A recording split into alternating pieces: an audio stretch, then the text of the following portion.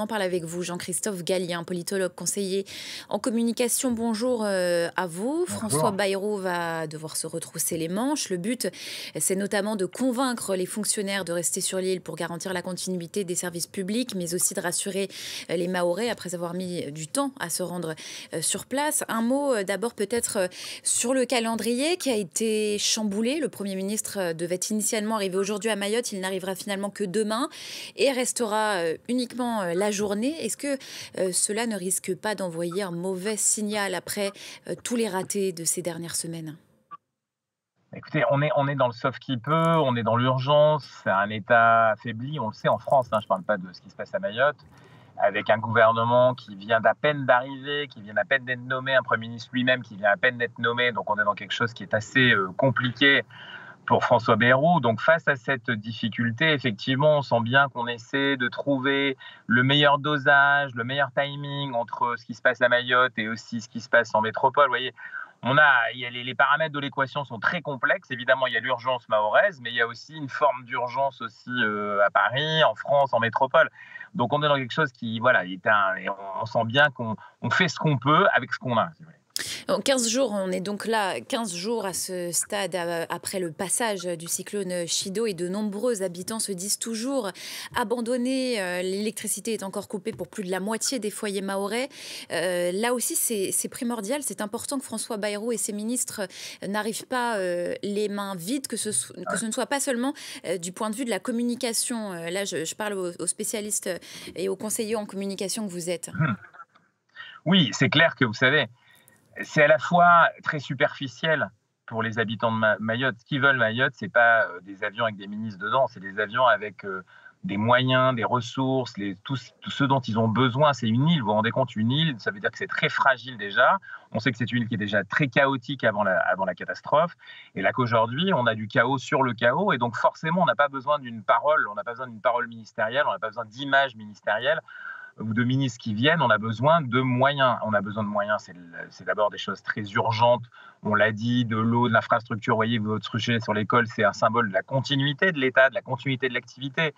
Pour ces enfants, comme partout dans le monde et partout en France, eh bien évidemment, aller à l'école, faire la rentrée, c'est quelque chose qui rappelle qu'il y a une normalité, donc malgré la catastrophe. Donc là, il faut absolument qu'il y ait ça, et le discours ou la visite n'est rien, vraiment n'est rien, et c'est même un échec potentiel s'il n'y a pas derrière quelque chose qui est très concret. Et dans les avions, il faut qu'il y ait des choses très concrètes. Et ensuite, après, une continuité de l'effort.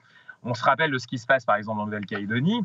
Si c'est pour faire exactement ce qui se passe dans d'autres conditions, avec d'autres raisons en Nouvelle-Calédonie, c'est-à-dire une absence aujourd'hui de l'État complète, ça peut devenir compliqué parce que c'est là où on montre du doigt l'efficacité ou le retour. Parce que Monsieur le Président de la République a dit que c'était mieux d'être français dans l'océan Indien qu'être africain ou comorien. Oui, peut-être, mais à condition que effectivement les moyens de la métropole et les moyens de l'État français soient au rendez-vous. C'est pas simplement une visite de ministre, si vous voulez. Pour le coup, ça sert à rien. Mais et justement, quelle est la marge de manœuvre du nouveau gouvernement alors que la France n'a toujours pas de budget? Alors c'est là pour le coup la capacité d'un État comme la France, dont, encore une fois, rappelons-le, Mayotte fait intégralement partie, pour des raisons à la fois historiques, mais aussi d'enjeux stratégiques. C'est jamais assez dit. Bruno Darroux, qui était avec vous tout à l'heure, il le commente assez souvent.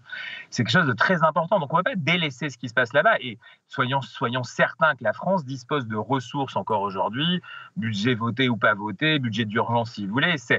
L'administration de ce pays continue de fonctionner, contrairement à ce qu'on nous a dit. Et on n'a pas de shutdown à l'américaine, on va payer les fonctionnaires, et donc forcément même les enseignants qui sont là-bas, tous ceux qui travaillent encore, le sont. Ensuite, il faut effectivement des flux d'argent exceptionnels, et ça, effectivement, dans une démocratie financière aussi, il faut qu'il y ait effectivement un certain nombre de choses qui passent au Parlement. Après, il y a des mesures d'urgence potentielles, comme dans tout pays de ce type.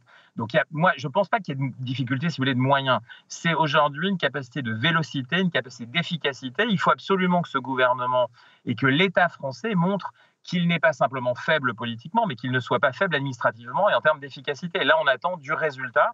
Et évidemment, les Mahorais d'abord, qui eux vivent dans des conditions déjà préalablement extrêmement compliquées, pour plein de raisons. Il ne faut pas que derrière, en plus, on abandonne un territoire d'autant plus parce qu'on ne sait pas traiter ou parce que quelque part c'est très loin.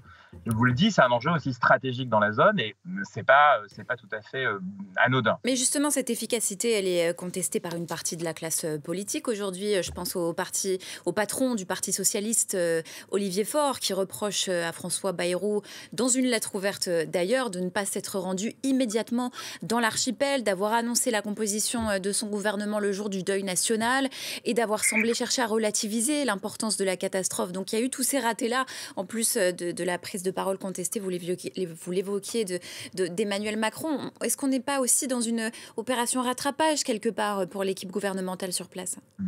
Bien sûr, puis vous savez, c'est une crise dans la crise. On a une crise déjà gouvernementale, une crise parlementaire, une crise d'État. Et cette crise-là vient se rajouter. Et donc, on a besoin aussi, vous l'avez dit, de montrer de l'efficacité, de montrer une capacité. Alors, évidemment, on peut reprocher à Emmanuel Macron, à François Bayrou d'avoir créé son gouvernement avant, mais on lui aurait fait aussi le reproche s'il avait attendu. Vous voyez, c'est compliqué. Là, c'est ce que je vous disais en termes d'architecture et d'équation politique. À ce moment-là, il faut essayer de poser ce qui apparaît principal. Alors, évidemment, sa visite à Pau dans le conseil municipal, ça, c'était un peu différent. Mais pour le coup, ce qu'il faut maintenant, et très concrètement, et c'est même pas maintenant, c'est évidemment immédiatement, il y a les démonstrateurs d'efficacité, une capacité. Et c'est pas pour faire de la politique ensuite à Paris, c'est pas pour avoir un écho positif, c'est pour que la vie, comme à Mayotte, comme dans d'autres départements français, partout en métropole et en outre-mer, soit stabilisée et ne dépendent pas effectivement de l'inefficacité ou de l'instabilité politique, mais aussi parce que l'État français continue. Il n'est pas que faible parce que ces hommes politiques sont faibles, il peut être solide parce que effectivement on est capable d'assurer quelque chose là-bas aussi. Et c'est vrai qu'à Mayotte, on le sait, on le savait avant, l'île était en déséquilibre, l'île était chaotique. Effectivement, ce qui se passe là contribue davantage encore. Il faut maintenant que tous ces ministres qui vont là-bas, depuis l'outre-mer à l'intérieur en passant par le Premier ministre, l'éducation, créer les conditions d'un sursaut qui est un sursaut aussi de l'État français dans son outre-mer. Alors, autre enjeu pour l'exécutif, tenter aussi de clarifier le bilan de cette catastrophe. Je rappelle qu'il s'élève à 39 morts et à 4000 blessés au moins à ce stade. 15 jours après le passage du cyclone, le flou persiste encore sur le bilan humain. Ça aussi, c'est de nature à fragiliser l'exécutif, de ne pas être capable de donner un bilan. Alors ça, c'est vrai que c'est à la fois une réalité de terrain parce que les communications ont été coupées. On a pour certains eu des difficultés à croire que certains n'avaient pas disparu parce qu'il n'y avait plus de communication téléphonique. On ne savait pas, il était escarpé. Il y avait des coins qui étaient en difficulté de communication aussi physique.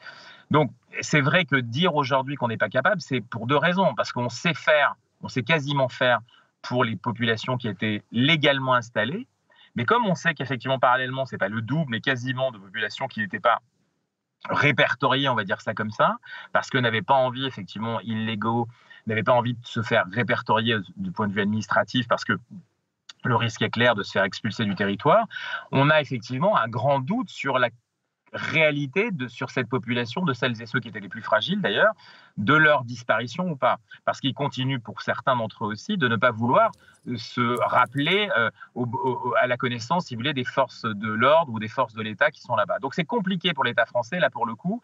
Effectivement, on peut se dire, c'est très fragile, c'est incertain, comment c'est possible, mais il y a des conditions locales, si vous voulez, des conditions locales de fragilité de certaines populations, d'incapacité pour ces populations de se dire finalement moi je veux me légaliser parce que j'ai peur qu'on me renvoie aux Comores ou sur la côte de l'Est africain.